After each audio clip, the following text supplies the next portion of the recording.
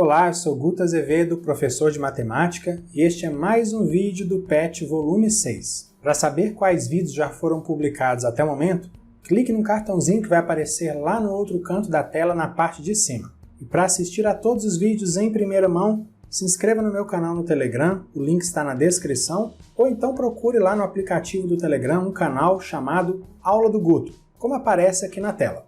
Também na descrição do vídeo há links para você acessar o meu site e as minhas redes sociais, depois dá uma conferida.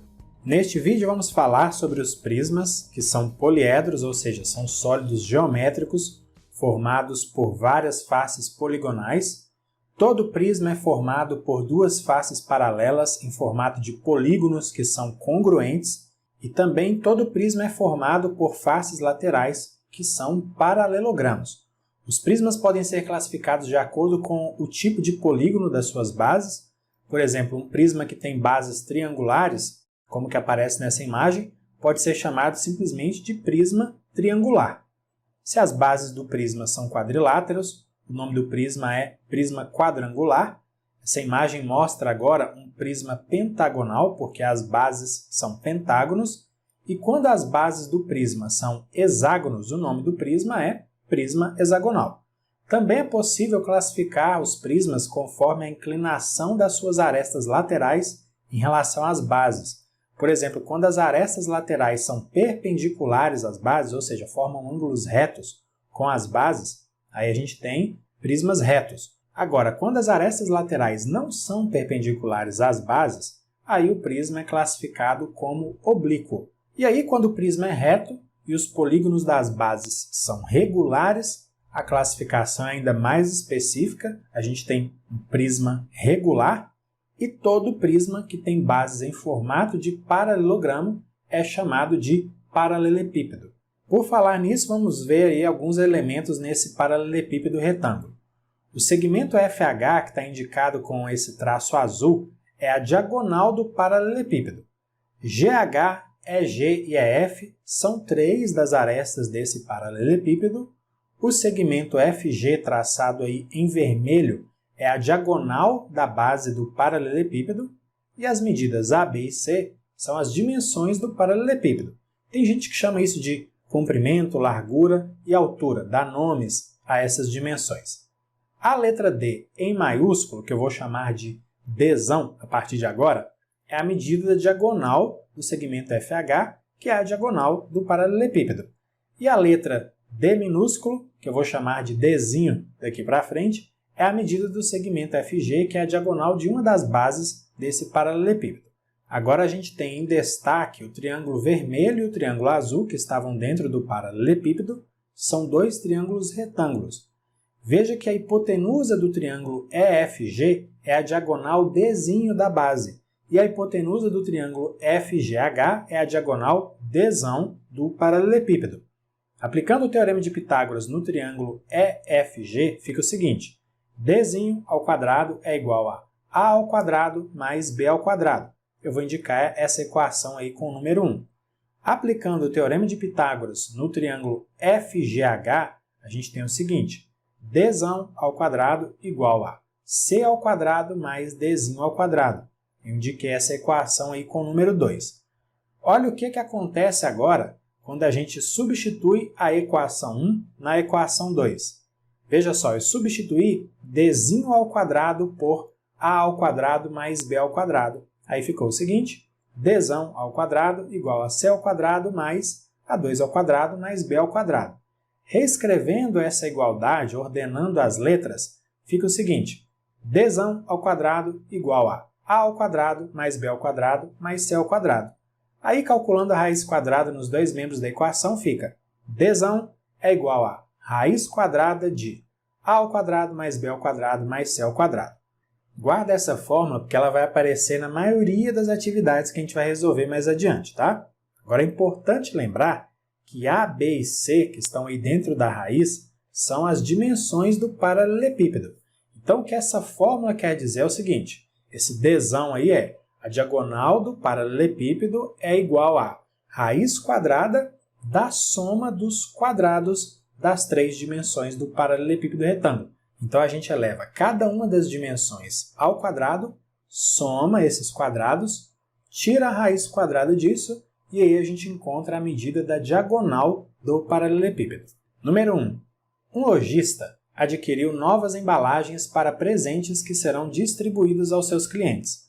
As embalagens foram entregues para serem montadas e têm forma dada pela figura, essa figura que está desmontada aí. Após montadas, as embalagens formarão um sólido com quantas arestas? Fica mais fácil a gente ver o sólido montado, não é isso? A embalagem montada. Então, veja que a gente tem aí um prisma de base pentagonal. São 5 arestas na base superior, 5 arestas na base inferior, 5 arestas laterais, e isso dá um total de 15 arestas. Então, a alternativa D é a resposta correta. Número 2. Uma rede hoteleira dispõe de cabanas simples da ilha de Gotland, na Suécia, conforme figura 1. Acho que é assim mesmo que fala o nome, né? A estrutura de sustentação de cada uma dessas cabanas está representada na figura 2. A ideia é permitir ao hóspede uma estada livre de tecnologia, mas conectada com a natureza. A forma geométrica da superfície, cujas arestas estão representadas na figura 2, é sólido. Observe que a gente tem aí um retângulo destacado na figura 2, dá para ver ali os 4 ângulos retos, e a gente também vê uma base triangular. Então, a figura 2 representa um prisma triangular reto, portanto, a alternativa é a resposta correta. Número 3. A figura abaixo mostra um bloco retangular com suas medidas indicadas. Quanto mede a diagonal CG desse bloco retangular? Eu não sei se você já sabe disso, mas bloco retangular e paralelepípedo retângulo são a mesma coisa, tá bom? A gente está falando exatamente do mesmo sólido. Então, sem demora, vamos usar aí a fórmula da diagonal do paralelepípedo retângulo, Dzão igual a raiz quadrada de A ao quadrado mais B ao quadrado mais C ao quadrado, lembrando que A, B e C não são letras quaisquer, elas representam as dimensões do paralelepípedo. Nesse caso aí, a gente considera A igual a 10, B igual a 8, C igual a 6, essas medidas em centímetros, mas se você quiser usar as letras em outra ordem, não tem problema algum, vai dar certo do mesmo jeito. Isso vale para qualquer atividade que a gente vai fazer, tanto essa como as próximas, tá bom? A ordem das letras não importa, o que é importante é que elas representam as medidas das 3 dimensões do paralelepípedo. Substituindo na fórmula, como a diagonal é o segmento CG, vai ficar assim. CG é igual a raiz quadrada de 10 ao quadrado mais 8 ao quadrado mais 6 ao quadrado. E levando os números ao quadrado, CG é igual a raiz quadrada de 100 mais 64 mais 36. 200 não tem raiz quadrada exata, então eu vou usar um artifício aqui para poder simplificar esse radical. Em vez de 200, a gente pode escrever 100 vezes 2 ali dentro da raiz. E dá para separar o produto dentro do radical em 2 radicais. Então fica CG igual a raiz quadrada de 100 vezes a raiz quadrada de 2. A raiz quadrada de 100 é 10, 2 não tem raiz quadrada exata, então a gente deixa o radical aí. Portanto, CG é igual a 10 raiz quadrada de 2 centímetros. Essa é a medida da diagonal desse paralelepípedo. Portanto, a alternativa C é a resposta correta. Número 4. Em uma aula de geometria, um modelo de paralelepípedo reto de base retangular foi confeccionado utilizando-se para suas arestas varetas de medidas 6 cm, 3 cm e 2 cm. Para tornar a estrutura mais firme, uma vareta foi colada de forma a ocupar a posição de uma das 4 diagonais do paralelepípedo. A medida dessa vareta em centímetros é igual a quanto? Essa imagem aí ilustra o paralelepípedo que foi mencionado no enunciado. Eu indiquei as arestas com medidas de 6 cm, 3 cm e 2 cm, como está no texto. E a vareta para dar firmeza é esse segmento de reta aí traçado em vermelho que está na posição da diagonal desse bloco. Então vamos usar a fórmula do cálculo da diagonal, D igual a raiz quadrada de A ao quadrado mais B ao quadrado mais C ao quadrado, sendo A, B e C as medidas das arestas. Nesse caso, A igual a 6 cm, B igual a 3 cm, C igual a 2 cm. Substituindo as letras pelos valores, fica d igual a raiz quadrada de 6 ao quadrado mais 3 ao quadrado mais 2 ao quadrado. Elevando os números ao quadrado, fica d igual a raiz quadrada de 36 mais 9 mais 4. Então, d é igual a raiz quadrada de 49. E a raiz quadrada de 49 é 7, então a medida da diagonal é 7 centímetros. Portanto, a alternativa D é a resposta correta. Número 5. Na figura seguinte está representada uma pirâmide cuja base coincide com uma das faces do cubo e cujo vértice P é o centro do cubo. Observe que cada aresta lateral dessa pirâmide é igual a metade da diagonal do cubo. Importante aí essa informação. Quanto mede cada uma das arestas laterais dessa pirâmide? Bom, o que a gente vai fazer? Nesse caso, a gente vai calcular a medida da diagonal do cubo e depois a gente vai dividir essa medida por 2. Assim, a gente vai encontrar a medida de cada aresta lateral da pirâmide. Vamos usar aí a fórmula da diagonal do paralelepípedo, que pode ser usada para calcular a diagonal do cubo também, porque o cubo é um caso particular de paralelepípedo retângulo, em que as faces são quadradas. Quadrado é um retângulo que tem os lados iguais. Então, por causa disso, as três dimensões são iguais a 4 centímetros, não tem aí variação nas dimensões. Então, quando a gente substitui todas as letras dentro da raiz aí por 4, fica o seguinte, d igual a raiz quadrada de 4 elevado a 2 vezes 3. 4 elevado a 2 é igual a 16, então d é igual a raiz quadrada de 16 vezes 3. Dá para a gente desmembrar isso aí em 2 radicais, então fica o seguinte, d é igual a raiz quadrada de 16 vezes raiz quadrada de 3. E a raiz quadrada de 16 é 4.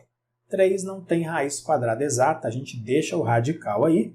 Então, 4 vezes raiz de 3 é a medida em centímetros da diagonal desse cubo. Acabou? Não, não acabou não. A gente tem que dividir a medida da diagonal do cubo por 2. Fazendo essa divisão, a gente encontra 2 raiz de 3. Essa, então, é a medida em centímetros de cada uma das arestas laterais da pirâmide.